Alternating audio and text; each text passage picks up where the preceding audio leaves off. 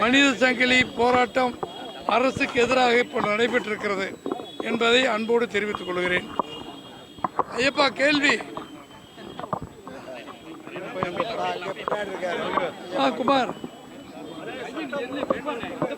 என்னங்க?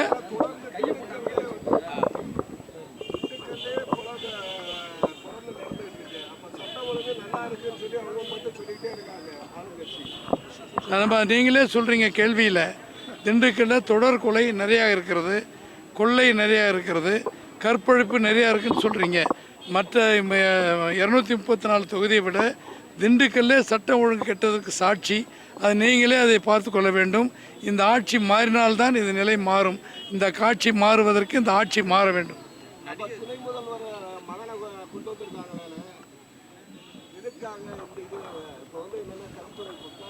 அதாவதுங்க, மனசாட்சி உள்ளவங்க அண்ணா ஆரம்பித்த கட்சி பொதுவான கட்சின்னு சொல்லி ஜனநாயக முறைப்படி நடத்துவாங்க.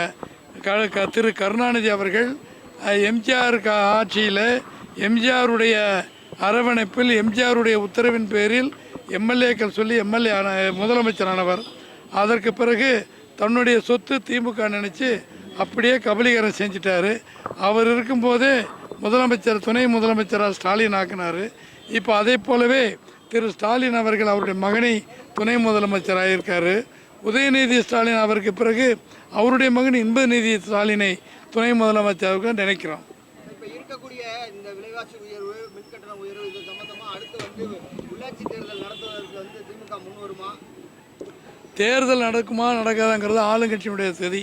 அதுக்கு ஜோசியம் சொல்ல முடியாது. அது எப்போ தேர்தல் வந்தாலும் அதை எதிர்ப்பதற்கு அதிமுக தயாராக இருக்கிறது.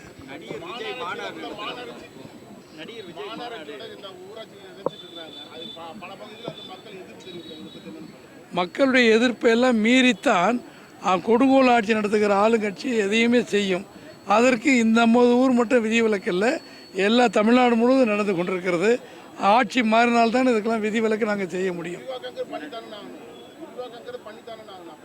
அதான் அது நியாயமானதை பண்ணணும். தேவையில்லாத இடங்கள்லாம் எடுக்கக்கூடாதுங்கிறத கொள்ளுங்க. அதுவும் அவர் விஜய் கட்சி ஆரம்பிப்பதை வரவேற்கிறோம். அவர் மாநாடு நடத்துவது அவர் செயல். என்னென்ன செய்ய போகலாம் என்பது இனிமேல் தான் பார்த்து சொல்லணும். இப்பொழுது எந்த விமர்சனமும் அவரை பற்றி கிடையாது, எதிராக கிடையாது.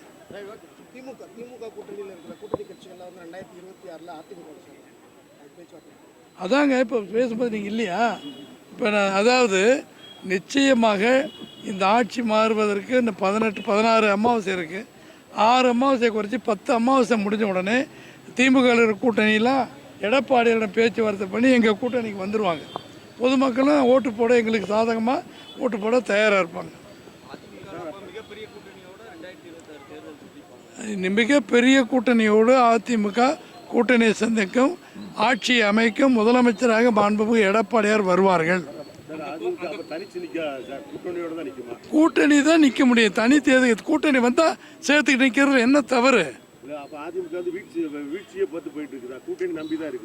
எந்த கட்சியுமே கூட்டணி இல்லாமல் இருக்க முடியாது தம்பி. கட்சி தனியாக நிற்பதற்கு நாங்கள் தயார். ஆனால் கூட்டணி வந்தால் அதை உதாசீனப்படுத்த முடியாது. கூட்டணி வந்தால் ஏற்றுக்கொள்வதுதான் உண்மையான ஜனநாயக கடமை. எல்லோரும் சேர்ந்து தான் ஓசை எழுப்பினா தான் ஓசை எழுப்பே தவிர இல்லை என்றால் தனியாக என்றால் அதிமுக எதற்கும் தயார்.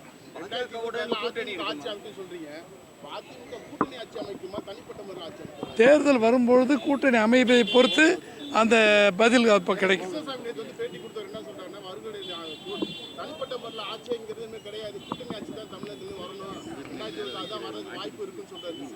அது அவருடைய கருத்து. எங்களுடைய கருத்து அதிமுக தலைமையேற்று வருகின்றவர்களோடு கூட்டணி அமைத்து, கூட்டணி அமைத்தாலும் சரி இல்லாவிட்டாலும் சரி அதிமுக கழகம் மக்களுடைய ஆதரவை பெற்று ஆட்சி அமைப்பது உறுதி உறுதி உறுதி. 26 அதெல்லாம் ஜோசியம் சொல்ல முடியாது. கூட்டணி யார் வராங்களோ சூழ்நிலையை பொறுத்து தான். தேர்தல் வரும்போது அவருடைய விளைவுகள் தெரியும். இப்போ ஒன்றும் சொல்ல முடியாது. இல்லை, அது அரசியலில் நிரந்தர எதிரி இல்லை, நிரந்தர நண்பர் இல்லை. எது வேணாலும் நடக்கலாம். இப்போ முடியாது. இப்போ நாங்கள் நீங்கள் சொல்கிற கட்சிக்கெல்லாம் எதிரி. பின்னால் 10-15 மாதம் இருக்குது.